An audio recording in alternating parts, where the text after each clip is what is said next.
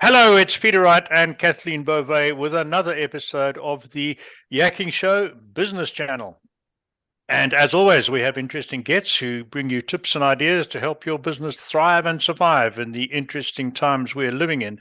But it's not my job to introduce guests because Kathleen always does it a lot better than I do. So first, let's welcome co-host Kathleen Beauvais. Hi, Kathleen. How are you today? I'm doing great, Peter. Thank you so much. And thank you also very much for tuning into our show. We so appreciate having you. And as Peter mentioned, we do have another special guest with us today. In fact, we are so appreciative to welcome her back to the show. Welcome, Laura Doman. Hello, Laura. How are you? Hi, Kathleen. Doing great. Thank you. Thank you for having me back, both of you. Now, Laura is a voice, film, and TV actress. She coaches on how to be confident in front of the camera. She's also a speaker and author. She's also one of the authors of the book, The Most Amazing Marketing Book Ever, and was seen, there you go, and was last seen in July on this show to help promote it.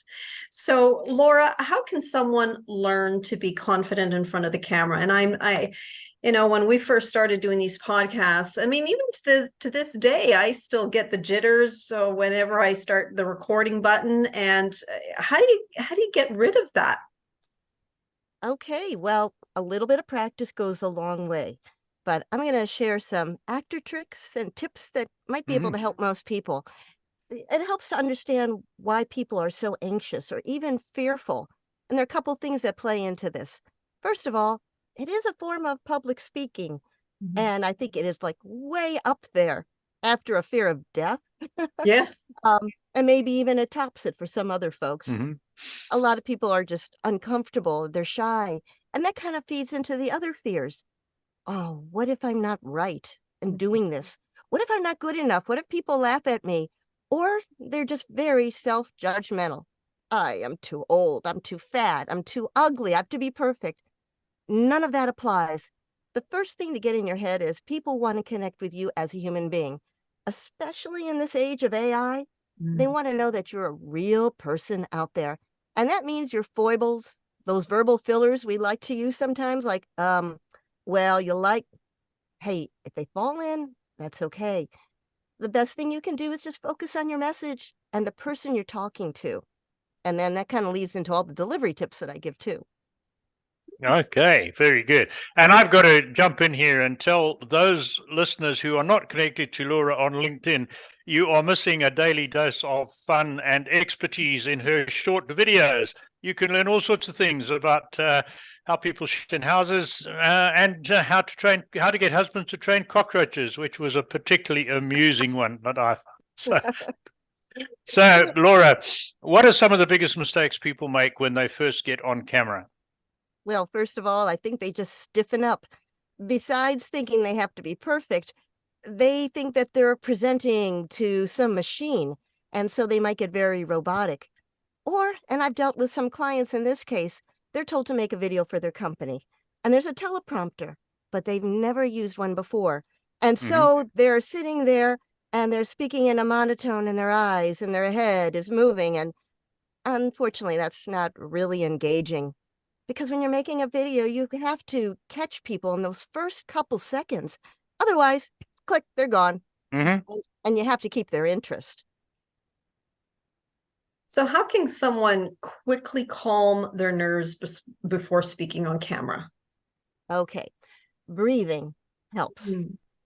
Yes, you do want to breathe, but you might want to prepare ahead of time. And before you even start your breathing, you see this big thing of water I got right here? Drink a lot of water up to about 2 hours before you go. Because otherwise, when you're nervous, you might find that something catches in your throat. You might be clearing your throat. You may not feel like you're really ready to speak. Now, there's some exercises you can do. First, to relax, and then second, to warm up your instrument. To relax, it can be super simple. For example, let's say you have an hour before. You might even do a little light exercise. And if you're into push-ups and get your body going, that's not bad. But if you're not going to be that active or you don't have that much time, some super simple ones. Just raise and lower your shoulders. Move your head around. Do some knee bends, side to side. Because once you're comfortable in your body, the voice, the face, everything follows. You can also warm up your face, and you can raise and lower your eyebrows. You can do that with your mouth. Don't worry about looking silly. Nobody has to see you, although you'll be seeing me. Smile really big and then frown. And then you could even do something that I learned when I was doing some improv. Pant like a dog. All right, this is where it's going to go viral. Just let it all out. And actually, it warms it up. Right. You can even move your tongue around. And if you really want to try something funny, say something you normally would in a bizarre accent.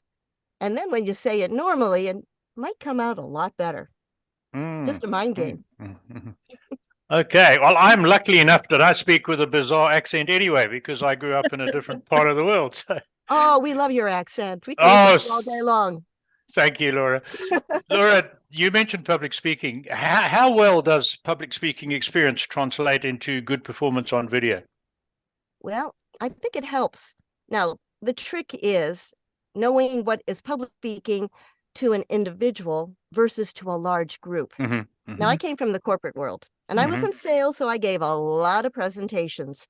The biggest thing for me to get over was talking at people instead of talking to them or with them. Because when you're really going to be an effective public speaker, and especially if you're going to be on camera like this, imagine that you're talking to one person, somebody that you like, that likes you, wants to hear what you have to say.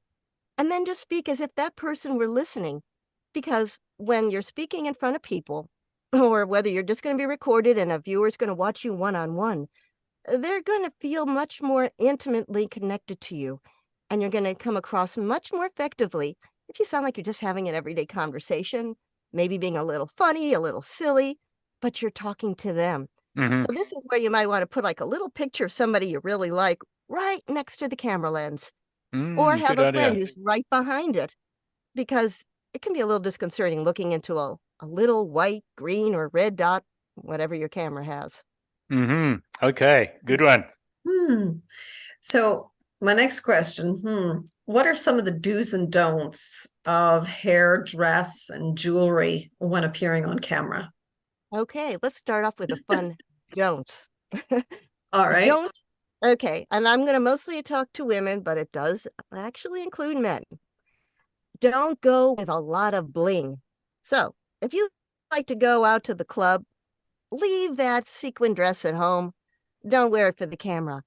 The same thing goes for a lot of distracting jewelry, especially anything that's going to sparkle, because it'll play havoc with the lights. And it'll take away from you. People will be watching like, what are those chandelier earrings? Same thing, don't overdo the makeup or do bizarre hair unless, well, maybe that's what you're talking about. When you are speaking, you want the attention to be on you and whatever product you're having. So if I'm talking about my iPhone, this is the star of the show, not me. And I could take away from it. And this is where we get into the men too. If I'm going to be wearing anything that is loud or just too busy, a pattern, or just anything that is too much, you want to keep it simple. Wear your favorite color, wear something you're comfortable. If you're working and you have a brand, and let's say your brand is blue, you might just want to be wearing blue consistently. Personally, although I have some different colors in my website, because I'm working and shooting a lot of videos right here in my voiceover big studio, I have a lot of black around me, so I like to pop because I've got dark hair. So I usually wear something that is nice, like a rose, a red, a pink, that doesn't compete. Just be everyday natural. You don't want to get washed out, so make sure you have proper lighting. Sound is extremely important, but just make sure you're not going to compete with anything you're saying. Excellent tips. Again, going back to your LinkedIn videos, I was remarking to Kathleen before you arrived for the show, that as far as I can recall, all the short videos you've been in a red dress and it's got a gold zip on the front, and is that part of your brand? No, well, the color kind of is. It's mostly just to stand out. If you're taking a look at my colors, I kind of go between the blues and the purples in that wonderful indigo shade, but it doesn't show up as well for this. So I like to add a little red because I have a lot of energy, a lot of fire, a little humor, and I like the color. Well, it's memorable, that is for sure. So one of my biggest failings, which you've probably picked up in the first 2 seconds of this episode, is that I struggle to look at the camera instead of looking at the screen to the person to whom I'm talking. So the trick that I've done to overcome that, because I use a big camera and my desktop computer has got a problem, so I'm using laptop and I don't like looking down at the screen. So this is plugged into a television, which is right behind the camera, right? And I've got a piece of paper over the laptop screen so it won't distract me. And that's how I'm trying to get better. But what is the easiest way to make oneself look at the camera and not the person on the screen? Imagination and practice. Okay. Like for right now, Okay. because I want to be a little bit more relaxed and conversational and I'm listening to you, I'm going to be looking at you as you show up in the screen. So I'm going to look down. But when I'm going to be talking to anybody who's interested in what I have to say, I'm looking at that little white dot and I'm just imagining that, let's see, there's my great friend Stephanie there, who's just kind of nodding and laughing and going, yeah, I could use that information too. Okay. We will keep practicing. Kathleen, Yes, back to you. absolutely. So Oh, you Laura, guys, you're doing great. Thank you. Thank you. So Lori, I'm interested in your background actually and how you got into voiceover work. This is so interesting. I mean, you're an actress, you were in film, you're a voiceover actress. Can you tell us how you got started in all of that? Well, growing up, I was that theater kid who did everything. Right. And my parents were just terrified I'd want to be an actress and that they'd have to support me. Parents are like that, you know?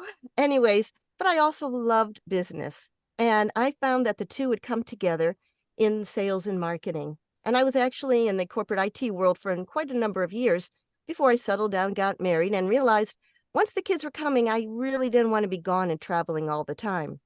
So I did that for a while and a lot of other things on the side. But then I said, you know what? It's time to do what I really want to do with my life. And so all those skills that were in the background, the presenting, the speaking, the writing, the razzle dazzle came front and center. And I threw myself into training starting in 2016 and then followed it up with voiceover not long afterwards and got the agent and all that. But the fun part of the story is my daughter kind of brought me back. I have a daughter who's a lot like me. Of course, she'll roll her eyes if she's ever watching this, but it's true. Anyways, she was also into musical theater when she was a little girl. And she would beg to get into film and TV. And I was like, oh my gosh, that means you'd have to be pulled out of school, and school comes first. But all right, we'll look for an agent. I didn't think anybody would take her. They took her. And about a month later, they were looking for some older folks. So here I am. There you go. She's moved on and I'm still going.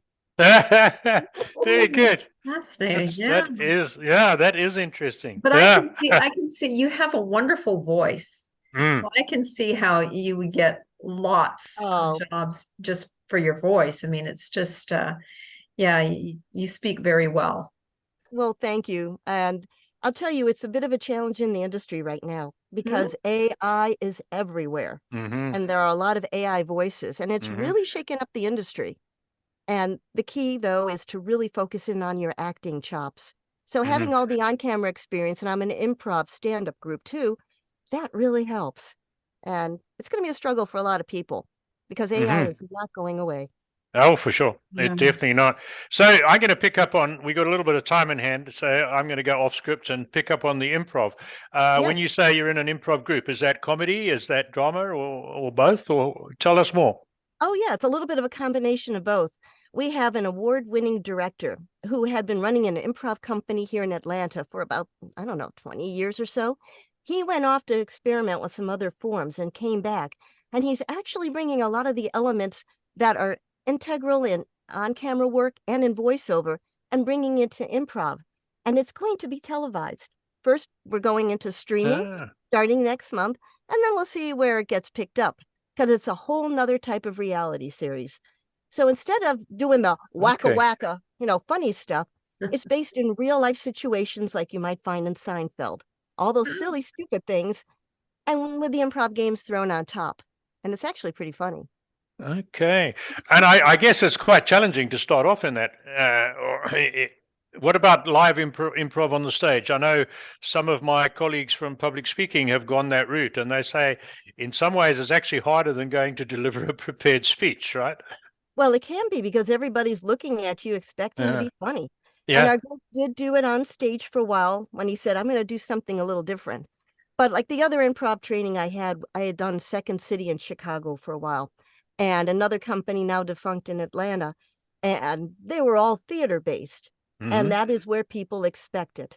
But the Right. problem is you end up with people who have already in their minds what they're doing, and they have almost prepared jokes and characters. Right. And Right. either it lands or it doesn't. Mm. And with improv, it's all about, and this is where acting comes in voiceover, being in the moment, connecting with the script, connecting with the other people, even if they're all in your head. So that's what makes it work. Okay, interesting stuff. And there's a spin-off to give you confidence, or not just you, you've got all the confidence in the world, but for other people who are not as experienced, it does trying out a little bit of improv help build that confidence for what we're doing now for video? Absolutely. And I think it's great for anybody in the business setting, because what it will help you do is to really listen to people. You will understand that you cannot respond and react until you really take in what somebody else is saying. And there is this basic improv game called yes and. You never disagree in improv. You're listening to what somebody says, and it might be bizarre. You run with it. So they say, well, Laura, I understand you like to wear bees in your hair. Well, actually, I do. I've got, quite a hive going on, and honey, on call, anything like that. And then you take it forward. And that's where the humor comes. And when you're in business, if you're in sales, for example, it makes you really listen to the other person and be in the moment. Right. And it builds a connection and a better relationship. Hey, So good getting advice. back to your voiceover work, I'm curious, where did you get the training for all of that? Okay, I'm going to do a plug for the most wonderful studio in the world, Atlanta Voiceover Studio. And they also do virtual classes as well as in person. It is a terrific place for beginner and intermediate training. But you can learn voiceover many different ways.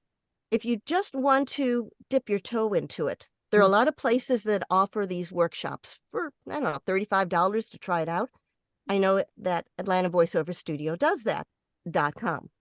But there are also other places like gravyforthebrain.com or the Global Voice Academy will offer it. You can also go to some of the conferences. One of the biggest, actually, the biggest voiceover conference in the world that brings in the most amazing talent, coaches, industry executives, and all that is VO Atlanta. And VO Atlanta happens every spring in Atlanta. And it is a way to drink from the fire hose. But there are other conferences as well. You can also get some great coaching that will be available to you just over the internet. And the nice thing is you can work with anybody in the world. But for the basic stuff, I would suggest looking locally. I ideally, and I just talked to somebody about this yesterday, if you can get in an in-person class, you will learn the best way. Get used to using the microphone. Understand how to edit. And then you can branch out and work from your own place. Oh, great. Interesting. So, Kathleen, come on, let your secret out. Tell Laura what you've been trying to do. What? Okay. I'll start off. I'll start off. We both have dabbled with trying to get voiceover work with a local London up the road from where I live in Woodstock in Ontario. There's a very big, internationally big voiceover company. You probably know them, voices.com, I think they're called. Yes, it is. Oh, yes. And so with my different accent, I put a test, whatever you call it, recording with them, and they kept sending me scripts to read, and I spent a lot of time recording and sending them off. I never got any work at all. And I mentioned it to Kathleen. Kathleen tried, and she's actually had, because of her good looks and her French accent, or she can speak French, she's had more invitations than I have. But I don't think you've done anything yet either, have you? So it's not easy. Lots of auditions, but right. Welcome so to the like, wonderful world of voiceover casting sites. Yeah. There are a number of them out there. However, it's extremely competitive. Yeah. And you might find that a lot of your auditions are not even listened to. Yeah. So there are quite a few out there. They each have their own algorithms based on Okay. maybe how much you pay, or how much success you've had, or how many likes you've had on previous auditions, or how much material you have. But before you even look for jobs, you really need to be properly prepared. Sure. That means Sure. having a broadcast quality studio, having the equipment and knowing how to use it so you can produce something that is ready to go, demos for people to listen to. And before that, a lot of training. But sometimes it's like beating your head against the wall, and I am not going to exaggerate. Not every voice is going to be a fit for everything. Sure. And you need to learn what casting sites provide what and where and how. For example, one of the most ethical, highly regarded voice casting sites doesn't have as many auditions, but Peter, you do very well, because about half of it, they're looking for either a British accent or European accent, and the other half might be American accents. And that is Bodalgo, BODALGO.com. And a fellow by the name of Armin Herstetter runs it. Funny guy, terrific guy. And he would be able to, you know, I don't know if you could talk to him in person, but at a conference, you definitely can. But he also screens talent. So he screens clients and he screens talent to make sure the best of could be both there. He's very much also closely associated with One Voice, which is based in the UK and also is very active here in the US. In fact, I just spoke at their conference in Dallas back in early August. So you have to know which sites to look at and just know your way around them. No, interesting stuff. And I'm sure members of our audience have also thought about doing this to try and bring some money in. So that's good advice for them. So let's get back to sort of our marketing track. And as I said earlier, I really enjoy your short videos on LinkedIn. So the big question in my mind, it's great to have fun. Do they work? Do they drive people to your website? Do they drive people to follow you on LinkedIn, for instance? Well, they have.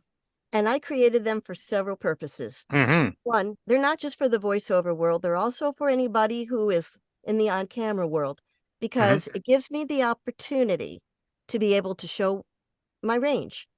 Now, I'm doing, for the most part, momisms. You're talking about the short, funny ones. Yeah, that's right. Yeah. Where I could play different aspects of mom and show the comedy and all of that. I'm trying to get the attention to show what I can do. People also can listen to my voice. And if they like that kind of voice, they know how to find me. So I do that, and it will drive people to YouTube. In fact, I've gotten such a great response to my momisms that I'm now putting it on its own channel, my momisms. Okay. And All right. that. Yeah, one at a time, I'm populating that. The other video series that I do also are very useful. I have a long video series on tips for busy execs, which talk about how to get more comfortable and effective on camera. And then because shorts are so popular, I make 60-second or less videos on the same subject on camera confidence. And then because also I see a need and I just want to be able to give back to the on-camera community, there are a lot of other older actors, people who might not have done it since they were 15 years old, and they're not sure if they can do it. And there's a lot of lack of confidence and knowledge. So I created a series for actors over 50. And all of that builds, because you got to build your credibility, you got to build relationships and engagement before you go asking for business. And personally, you know, I like to be able to draw people to me, although I'll also, you know, talk to them and go after them as well. Wonderful. I've got, Kathleen, can I jump in with another question quickly? Laura, you put out a huge amount of content. I've been to your YouTube channels. I've watched quite a few of your videos. And I watch all your LinkedIn ones. Do you do all the editing and backroom stuff yourself, or do you get someone to do that for you? Nope, I do it all myself. And that's one reason I went from the long videos, you know, the ones that you shoot horizontally, to the shorts, which are always vertical, because I can repurpose those on other social media. Sure. The more you do, the better you get. Yeah. And the other thing is, if you're anybody who's making a video, don't kill yourself. Don't try to do it 15, 20, 50 times. You'll get stale, you'll get tired, and it'll show. Know what you're going to talk about, rehearse it a little bit to yourself, and then just record it on camera, really no more than 5 times, because generally number 2 or 3 will be the best. Yeah. And then you always want to caption, because a lot of people watch this stuff without the sound. They're at work, whatever. Or you're opening yourself up to the hearing impaired community. I like to caption my shorts with fun, big captions. And so I will actually bring them into Instagram. I will caption them there, put the titles. And the trick is, I know Instagram people won't like me, but download them to your phone before you share them on Instagram. Because then you won't have the Instagram watermark. Because if you put a watermark from one social media onto another, they're going to go, bam. It's like a big red X going. That's so good. you can crank them up pretty quickly. Yeah, good idea. Sorry, I've got to ask you one more. When you're doing, let's just say the short ones you're doing for LinkedIn, which is the ones I see mainly. Do you do a whole lot of them in one session? So will you do, say, the whole week's shorts in one go while you're doing it? Well, it all depends. If my husband is shouting, "What?" from across the room, see, I can improv. We always tie back to something earlier. Yeah. I would love to batch them because it's much more efficient with setting up the lights and everything else. And I'm already in the zone. But if I only have a little bit of time and something is due, like today, I might just do one of each. But I do like to batch them because that is much more efficient. And I might do 3 at a time. Because I don't want to wear myself out either. Sure. No, I thought that might be the better way of doing it. And I've really got to reinforce what you're telling our audience about not over recording. Kathleen and I have done a number of short ones for our website and for various purposes. And we fell into that trap of going over and over, and they were getting progressively worse. And we found we rarely go beyond 4. Now, sometimes 5, but normally it's second or third are the best. Sometimes the first one's the best of the lot, That's so true. that's a really good tip for everybody. Good. Sorry, Kathleen, I've been monopolizing Laura as I normally do. You got to take me under control. Well, Laura, how do people contact you? Oh, well, I'm not hard to find. You can go directly to email. I'm at laura@lauradoman.com. My website is lauradoman.com. You can find me on LinkedIn under Laura Doman. And surprise, surprise, on YouTube at Laura Doman, or I'm building up my Momisms channel, and that'll go, you can find me there too. I'm on a bunch of social media, but you kind of see the pattern here. I think so. We can. And for our audio listeners, all those many descriptions, contact details you've just heard will be in the description on whatever platform you are listening to this on. So there we go. Back to you, Kathleen. Well, Laura, thank you so much for being with us today. Wonderful tips. I'm sure everybody that's listening will find very, very useful if they're interested in some voiceover work. And thank you for tuning into our show. We so appreciated having you. If anyone is interested in being a guest on our show, please visit us at theyakkingshow.com. All you need to do is click on the contacts tab and fill out a short application form. And I see that Peter is trying to get my attention. So Peter, I know you have something to say. I'm sorry. I didn't want to steal your thunder, and I didn't want to put you off, but I forgot part of what I was supposed to say, and that's to tell our audience, both video and audio, we've had yet another really interesting and good guest on the show today. So to make sure you don't miss the new guests coming next week and every week, sign up for our newsletter by going to our website, theyakkingshow.com, and there's forms on most pages or a little red button, and in our weekly newsletter, we don't overdo it. We send you one newsletter, but we tell you who's been on the show and who's coming on the show. That's it. Now I'll keep quiet. Thank you. Thank you. Until next time, take care, everyone. Bye-bye. Goodbye.